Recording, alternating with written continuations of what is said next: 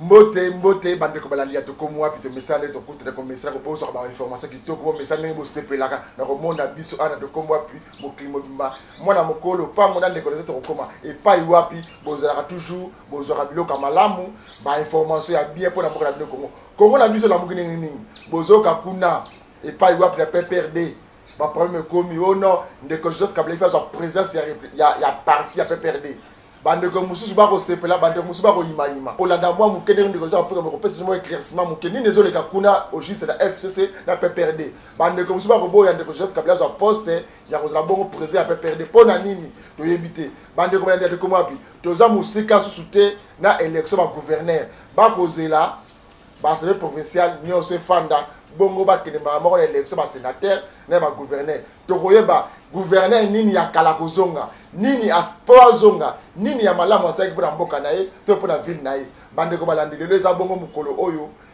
bande ko biso la muka balebaki lelo oyo eza le D samedi to ko kende ko loba vérité na Thérèse Sainte-Thérèse Grand Libulu Thérèse Sainte-Thérèse wana eza combien de stades 4 stades de ça Thérèse Sainte-Thérèse wana to ebité nini ekoleka e ko tonda to ko tonda te boko za ba réflexion de coléser nanga ko pesa bino kuna to sabona na Nord Kivu et pas wapi insécurité totale bande ko ba ko loba bande ko ba ko kufa ba bande ko ba ko sala ba kambo elongo banité ba ko bote bande ko bloko chaque jour chaque boutou mais colonion so ici ko le ka bande ko ba ko lela pasi insécurité na mboka na biso koto et pas wapi na Kinshasa ba société nyonso Kinshasa ba onatra ba sonas ba ko lela déjà il y a transport qui biso pe awa to kolela pasi ba 50 mois ba sava mo payer bon la dernière sous la réflexion il y a décollé honorable Mbote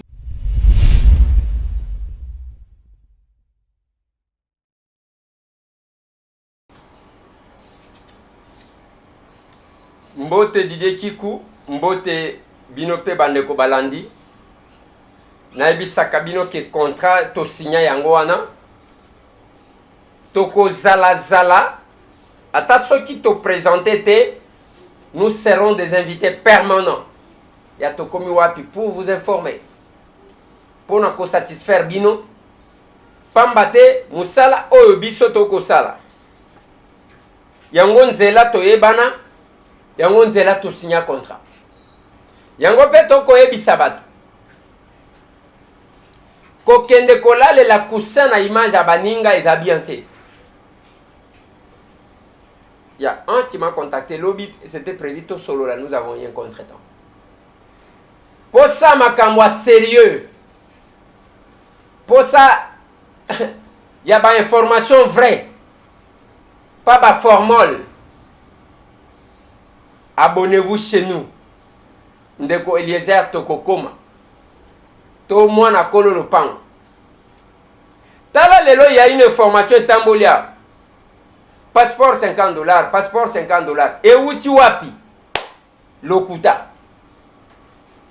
On n'a pas encore peut-être qu'ils vont le faire. Non, c'est limité. Information où tu wapi? Ils ont banati. Au départ, il y a Gladys. Gladys a que Paris. Wapi? 0. Donc, il y a titre, il y a minene, mais contenu, il y a Lokuta. Parce que j'ai parlé de Gladys, il faut ouvrir une parenthèse avant qu'il n'appelle sa bino d'information. Gladys Azali Awa, n'a pas dit que bakangaki mo mobile oyo ya ko récupérer na station. Bakenaki bazwa ki voiture kuna oyo memaki Gladys na lupango. Du moment que je vous parle, ndako wana eza scellé, ba bloqué yango. Oh ba événement wana salemaki. Et na kati wana ils sont en train d'aller pour na koluka ya kozwa ezana ndeko ya Michel oyo bomoni abimaki na image azo beta ye pa beti kuna. Ça se fait. Mais pour ça na biso za ya kokote la mutu to kwa encourager kindumba te.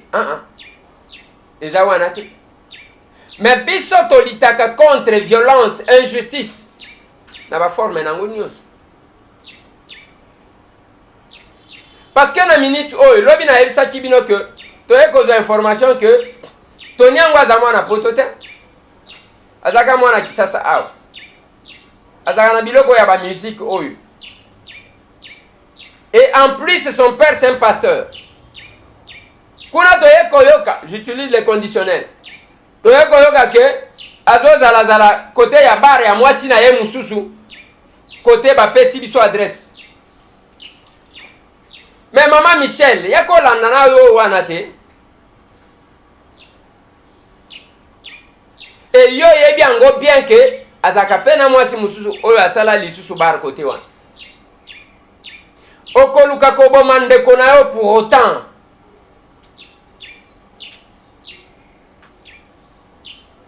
Ce qui peut-être réseau sala batu misusu mabe. Nazo souhaité que toi inversé. Total que Gladys wana ezayo mutu basala kiango. Ton ndeko na yo basala ki. C'est compliqué. Yango nakomonaka mokili yango ezaka pasi. Eza pasi. Je vous informe que ezana batu bakobenga ka Gladys moko abengi alobi voilà procès wana ozomona ainsi de suite tout ça va pesa yo $30,000. Ye Michel azana raison. Ndenge boko pesa ye raison. $30,000 alingi pesa Gladys César nini? To balingi ba pesa. Et moi j'ai compris que eza $30,000 balingi ba pesa yete. C'est juste piéger moi na wana. On ne doit pas faire ça. Injustice, il faut te combattre yango. Violence, te combattre yango. Yango ngana lobaki na bande kwa poto. Tozana posa ya ba Jacques Bauer awate. Parce que tozela ba commando na bato ba simba manduki ya makasi. Pour que baya kobenga na Kabila na manduki ba kokate. Alors bovanda. La voie démocratique. Oh les lobozo critiquer bozo loba okomi ozolo bela Félix. L'accession ya Félix na pouvoir, c'est l'aboutissement ya comment na biso batu to bunda. Nazela kamuto a contredire nga. Nazela kamuto aleka contredire nga. Ala kisanga ya bunda wapi, abanda wapi, asala nini, comme ça biso pe totalisa ce que nous sommes. L'accession à Félix dans la magistrature suprême, c'est l'aboutissement d'un processus. Oh, batobele bakufa, misusu bakangama ti lelo bazawana, misusu pe babika na liwa. Biso tozo faire partie. Martin Fayulu oh bozali ko se couvrir parce que za lokuta ezandenge na bino olinga ko vivre derrière ba guerre. Qui n'a pas injurié ce Fayulu-là? Je dois vous rappeler encore. Je dois reprendre les témoignages de Fayulu pour M. Tambo. Otobenga kawa mwana kolo pango. Mwana kolo pango Eliezer Tambo. Asali makambu mingi pona mboko yo. Batu oyo toko décorer lobby pona démocratie ya mboka oyo kobima totanga ba kombo ebele. Bakomo mususu boye ba Eliezer azana kati wana ndiko ya moni pasi ba beta ye to kene ba marche ba kanga ye ba boma ye ba caméra mais ndeko azalika kana kati ya etumba ya mboka auti ko bima na boloko wa ba koseli ya bakambo mais nzambo ya sambelaka nzambo to sambelaka lo sambo ya bana ya Congo nzambe ya ndimi yango abimi me abimi atikali simate ayoki ke tozali awa yeyo aye kotala biso po acha biso mwa poa. Voilà, toyebani na combat modèle wa autant na témoignaka pe pona ye Martin Fayulu.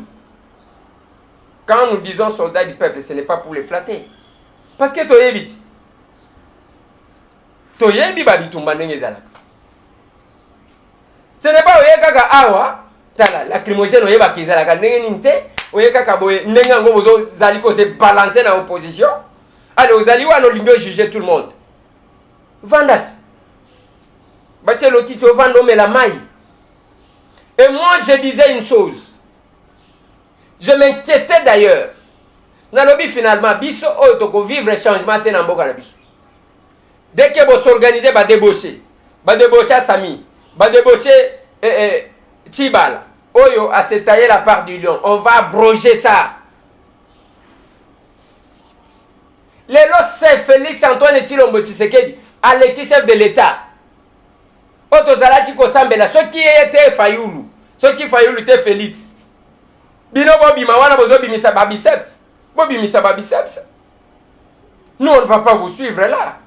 L'opposition c'est un choix, mais on ne fait pas de l'opposition une carrière. On va s'opposer à quoi? Il faut avoir les arguments pour ça. Alors, pendant que c'est Pélissayo, Nabeta Maboko. Nazo répéter ce que j'ai toujours dit. Les jours que je vais constater que Félix Antoine Tshilombo Tshisekedi n'est pas dans la ligne à combat à Otto Bundela. Mais là, j'aurai raison de les combattre. Je vais les combattre. Je vous promets. Mais Moutoua Bandika, moi, signons ya bien. Namoni bato bazolo bake. Moi, quel que soit, Makamba Lubumbashi, Tozomo Natamu, tout le monde a sanctionné. Bino bo Geraki, bo sanctionnaki qui? Vous avez sanctionné qui? Bon, kaka Sonia Makamu Sousoudé. Parce que tu vois que Fongola va contenir. Toko Fongola va contenir, Mukolo Moko a volé. Mukolo Moko a collé là. Alors nous lançons un message à paix. Il y a unité, ce n'est pas parce que nous manquons les arguments. Tout ça, il y a ma casse, il peut bien. Bote na bande ko tout baza sincère na combat. Mais lobi na ebisa kibino. Okosala opposition copté.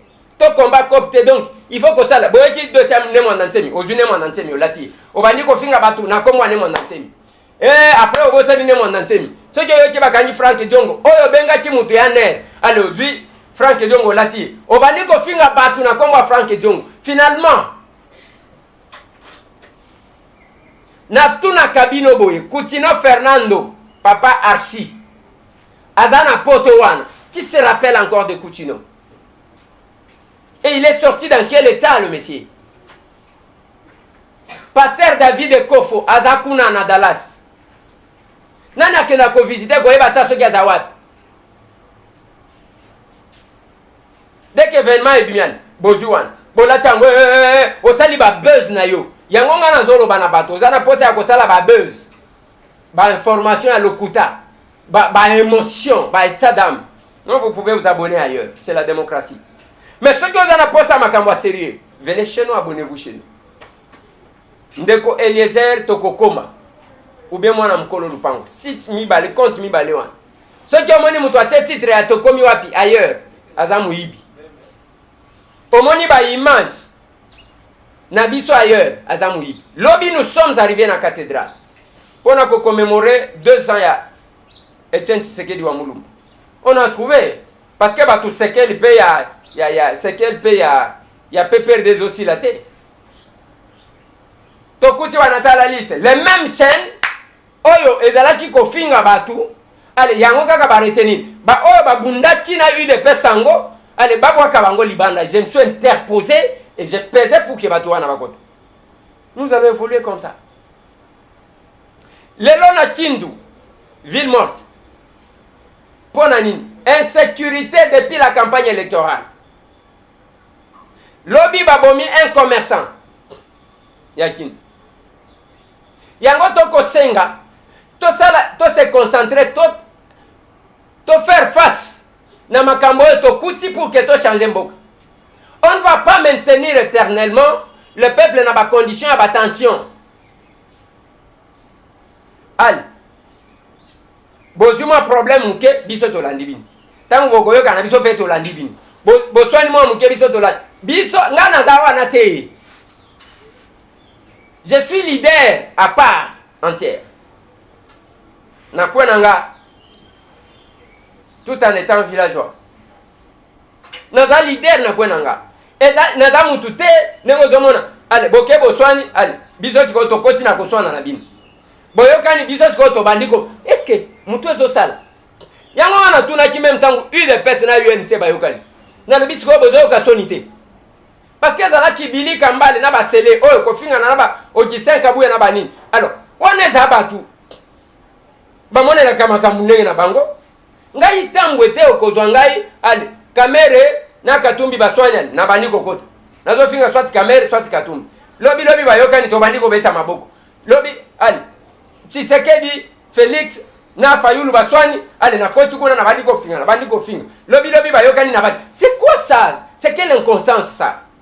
Na wani mutu moko azolo mananga Eliezer yope oza inconstant oza mutu alamuka okomina Félix. Écoute bien, pendant la campagne électorale tout na bango tout bazola nanga tout na Moïse Katumbi Chapo tout na Félix Antoine Tshilombo Tshisekedi tout na Vital Kamerhe tout na Martin Fayulu évangile nanga ezalaka ya ke bosangana pour que bo soulager misère ya ce peuple bazawa ne sont vivants nazo tangi Tshisekedi te.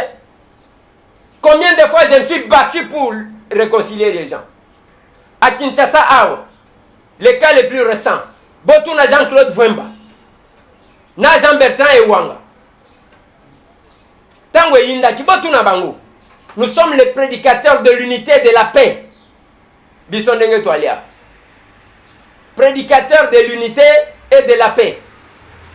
Ceux qui bino, Bozakaba pécheur à nos troubles. Ce n'est pas nous. Ce n'est pas nous. Et nous allons nous battre pour arriver là. Moutema Lelo, au moins la joie est en partie. Parce que c'est Fayulu qui manifeste les mécontentements. Alors que les Congolais vont dire que Tozaki na yena combat. Il a fallu que tout ça là, une fête ensemble. Nous attendons meeting. Nos équipes sont sur le terrain. Pour nous couvrir meeting, il y a vérité. On a besoin de cette vérité-là. Mais que cette vérité-là aille dans le sens du bien-être du peuple congolais. Pour ça, on a besoin de ça. Nous avons un abattoir. Bango basa majoritaire. Félix, aza étiquette. Oui, tous à la nan on a étiquette à mon présidence. Tout le cas, tu as kota, ata muketi. Tous à la nan on a étiquette. Mais aza quand même président de la République. Tozalana nous na étiquette parce que majoritaire tozolo bien sûr tozolo makamya FCC bazana 350 FCC a reconnu wapi sur le plan juridique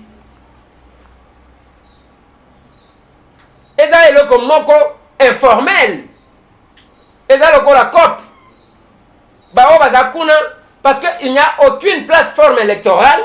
Nous parlons de plateforme électorale qui a réuni la majorité au Parlement. Voilà pourquoi les chefs de l'État vont nommer un informateur. L'FCC n'a pas de statut juridique. FCC, ils ont la cash. FCC, ils ont la lamuka. Ils ont tout ça la borne, l'État a FCC, l'État a cash, l'État a la mukate. Mais de toutes les plateformes électorales, la plateforme électorale, une majorité au Parlement, exacté. Voilà pourquoi on doit nommer un informateur pour constituer la majorité parlementaire. Et voilà aussi pourquoi Kabila parlait non de la cohabitation, mais de la coalition. Je pense qu'il faut Toyokak. Mais ceux qui boyoki elingate, muto koloba na ye ezana batu basala combat cop, ba viva kandengwan. Bango ba viva kandengwan. Ceux qui likambweleki, lobi soje kozala lika. Ya jomi kutu ba bosana. Ceux qui bayoki bakanyi mutu ali balati komba mutu wana. Babandi kozala ba vidéo wane sili batikali bazozela. Nani mususu akosala lika balati wana. Donc, ils sont comme ça. Ce n'est pas ce que nous avons besoin. On a besoin ya que ba Congolais bazo souffrir, ba se retrouver. Ba o bazana posa ya luta poto ba ya ipana bango. Ero malili na poto akosakana te. Tala biso ka moi. Ata eloko na lati wana komo yoka mulunge. E batu wana ba umeli libanda. Bazana posa ya koya kozwa mwa moi ya ipana bango. Vous n'allez pas les embrouiller comme ça. Ceux qui bino peut-être bosala crime contre l'humanité, ou peut-être bobo ma membre à famille na bino olinga komona bango lisute. Alors ça c'est votre affaire. Vous n'allez pas emballer tout le monde comme ça. osala tellement ba dégâts na famille na yo que olingi famille na yo ba yo kateke oye. Si olingi mbale batu nyonso. C'est pas important. Nous prêcherons ça jusqu'au bout. Kalamingi te tokotie la bino meeting de vérité. Kolaki Sabino, qu'est-ce qui s'est passé là-bas? Mais sinon, lobby, dans Notre-Dame, bamona kaba messe, mais il y a lobby bamona qui messe. C'était plein. Donc, aux autres, la sécurité dépassée. Bazolo bambo, Eliezer, aux autres, batu, finalement, bazo obéirte. Oui, mais, ils ont la liboso partie des masses au pouvoir. Ils ont partie des cadres. Batu ko tindika, ko bousculade. Mais na lingi na kebisa batu misusu. Pone loko moko. Pona zomo na Didia komi ko finanga ke ngonga nanga ekoti.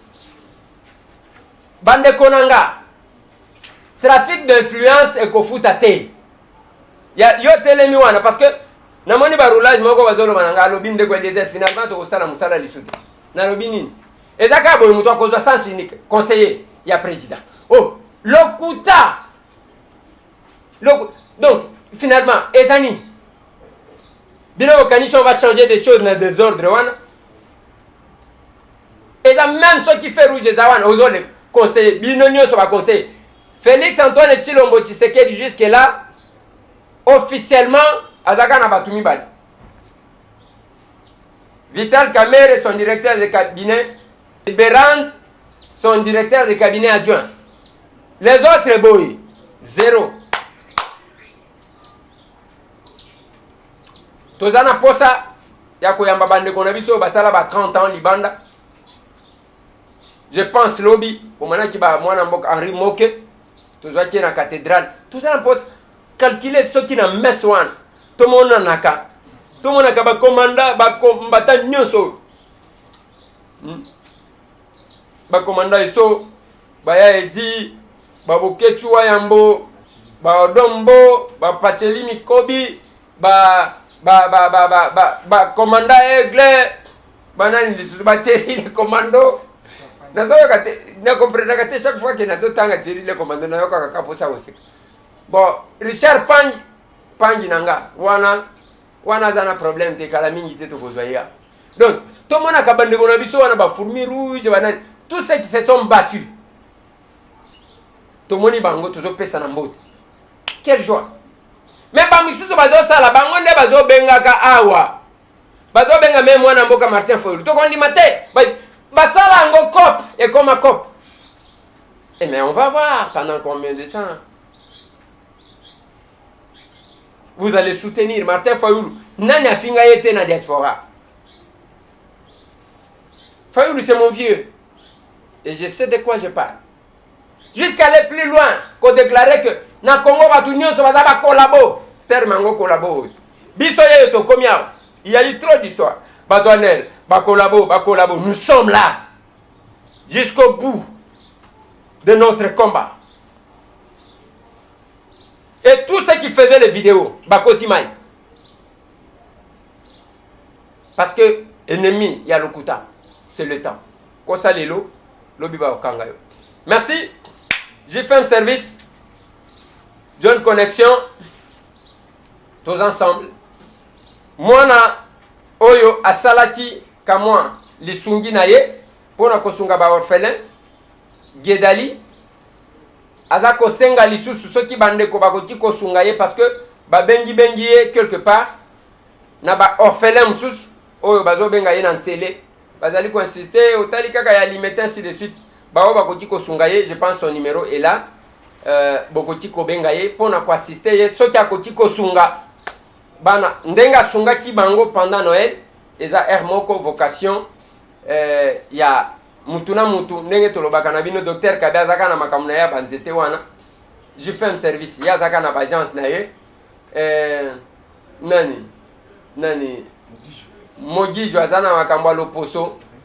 John Connexion, il y a zana makambu na ye. Donc mutuna mutu azana domaine na ye. Mwana wana pe azalo ko la vocation na ye. Soki boko benga ye na numéro na ye wana. O ya moi elamba, o ya moi lutu, oyo ya mwa sani, oyo ya mwa sapatu, akende kosunga bandeko na ye ya bana, bakende kovanda, asunga bango, tout simplement parce que c'est aussi ça.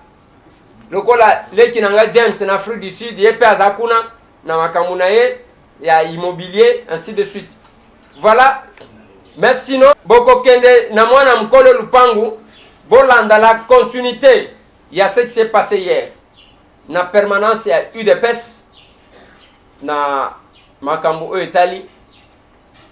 2 ans depuis la disparition de Etienne Tshisekedi wa Mulumba. Merci.